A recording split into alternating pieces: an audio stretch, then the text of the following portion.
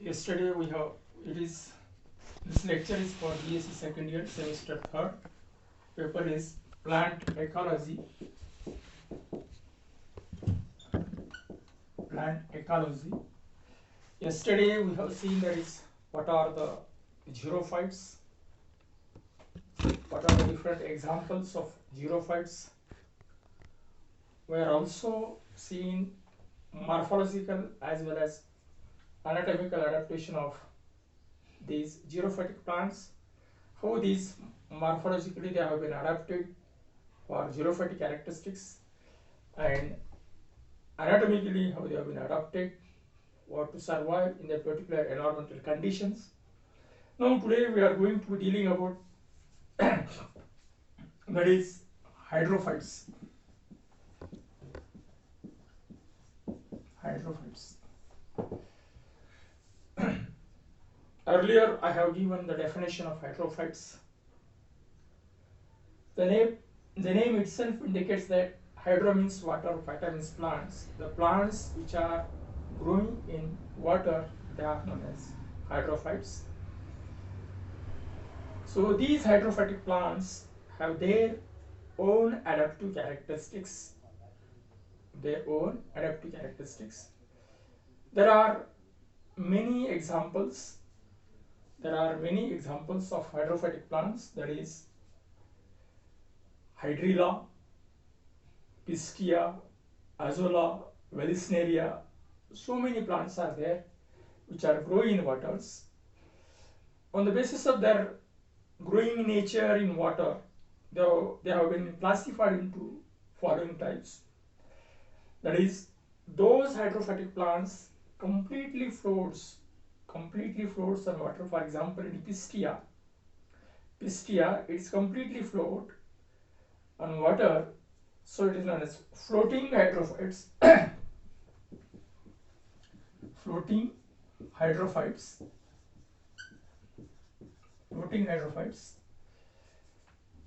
Then second one is free floating hydrophytes.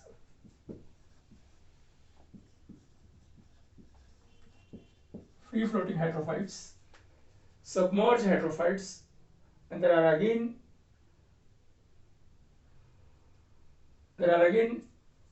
different types of hydrophytes whose body is half on above the water and half body below the water.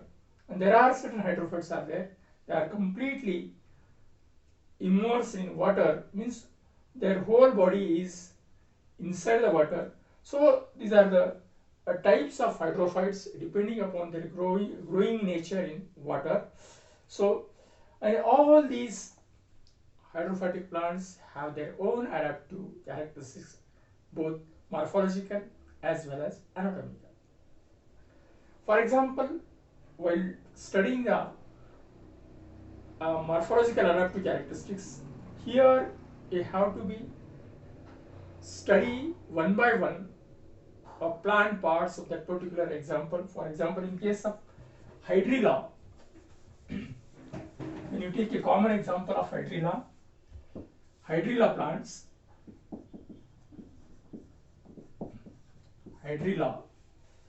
whose morphological character as anatomical characteristics, adaptive characteristics we have going to be discussed here.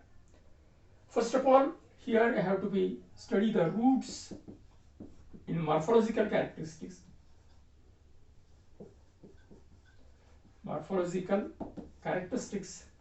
First of all, I have to be study the what type of roots are there in different floating, free floating, and submerged hydrophytes. These a variety of hydrophytic plants have their own characteristics. In Hydrilla, the roots are very poorly developed, because the main function of root is to absorb water and to hold the plants in substratum. The plant itself is growing in water. There is no necessity to develop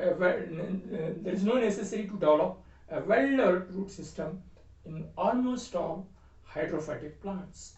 Therefore, in case of most of the hydrophytic plants roots are adventitious or fibrillar in nature. Here there is no taproot system.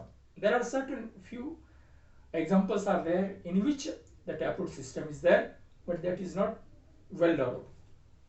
So adventitious root system, in for example, in case of there are certain hydrophytic plants are there whose, for example, lotus is there. Lotus in which the root system is very poorly developed.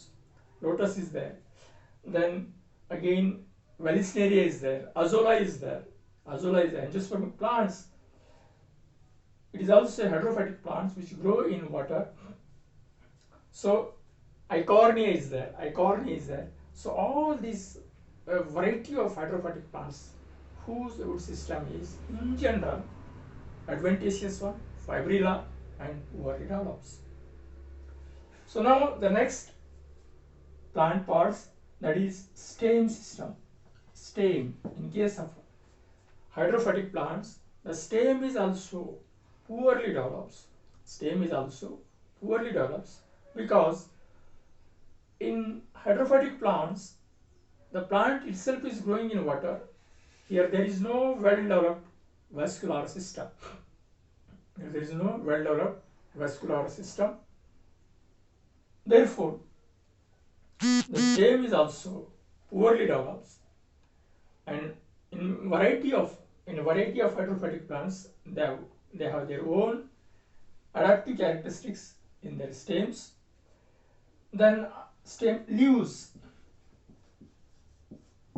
Leaves, for example, in case of lotus, the leaves is very large, flat in nature, but in case of hydrilla, it is very small, tongue-shaped structures, leathery, very thin in nature, So, and here the presence of stomata is differ in different hydrophytic plants. In majority of the hydrophytic plants, those hydrophytic plants which are float on surface of the water, and there are certain hydrophytic plants are there. Their root system, stem is immersed in water, and the only upper parts or the leaf is above the surface of water. In that, for example, in case of lotus, the petiole is elongated one, and the lamina of leaf is float on the surface of the water, and it is very flat one. In majority of the hydrophytic plants, the stomata are poorly develops,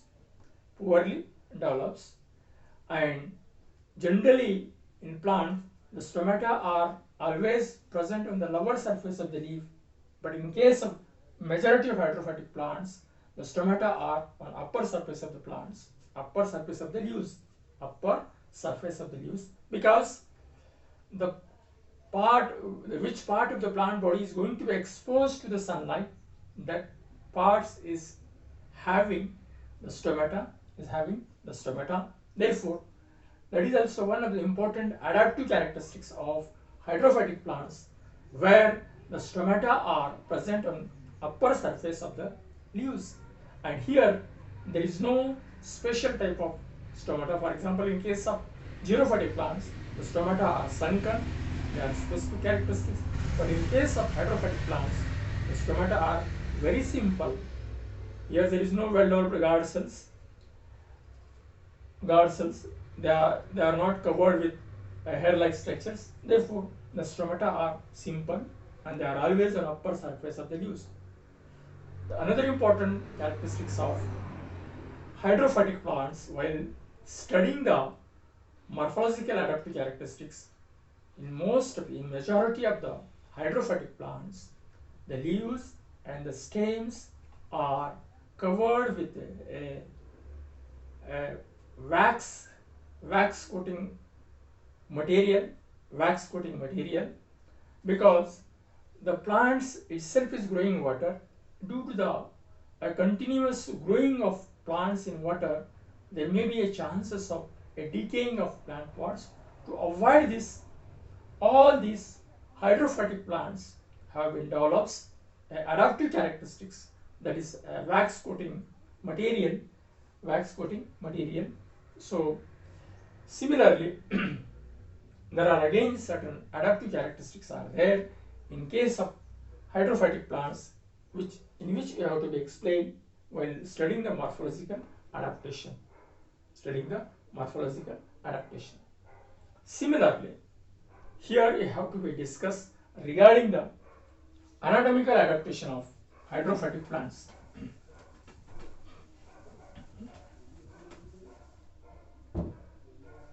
Anatomical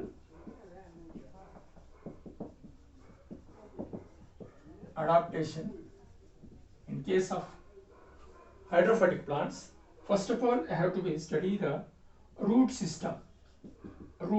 TS of root, then second TS of stem, then third TS of leaves. So to explain the adaptive characteristics, here you have to be separately draw the transverse section of root system, TS of stem, TS of leaves.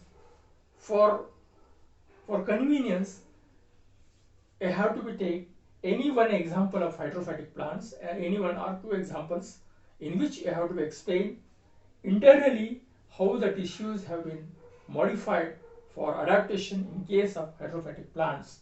For example, in case of hydrilla, the root system is very poor.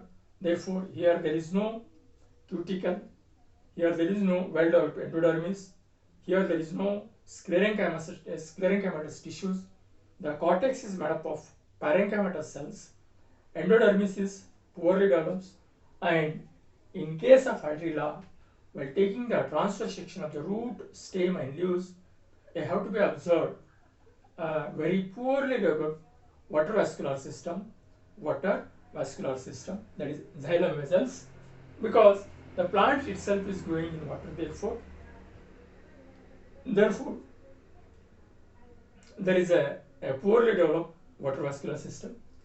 Another important characteristics in case of hydrilla, while taking the transverse section of the stem,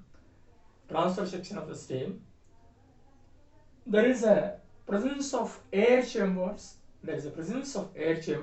In the cortex, and these air chambers helps these plants, the hydrophytic plants, which are freely floating in water. They have a adaptive characteristics, that is air chambers, in which air is filled in that air chambers, and that air chambers helps these hydrophytic plants to float on surface of water. Similarly, there are many examples. For example, in case of lotus, when you take the TS of petiole, when you take the TS of leaves, when you take the TS of another hydrophytic plants whose stem is slightly well developed, they have their own adaptive characteristics.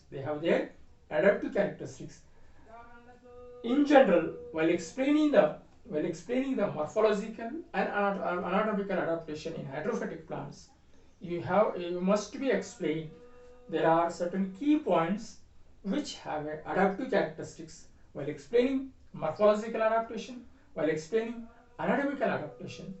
So whatever the characteristics are there, exactly opposite to the xerophytic plants. For example, in case of xerophytic plants, root system is well developed, vascular system is well developed, cortex is well developed, sclerenchymatous tissues are present. But in case of hydrophytic plants, the plant itself is growing in water. There is no necessity to be developed such type of adaptive characteristics in case of roots, stem and leaves. So these are some of the important adaptive characteristics of both xerophytic plants and hydrophytic plants. Now, the third category of plant adaptation plants, that is halophytes. Tomorrow we will be going to discuss about what are the halophytes, why they are called as halophytes. Generally they are known as vivipary plants.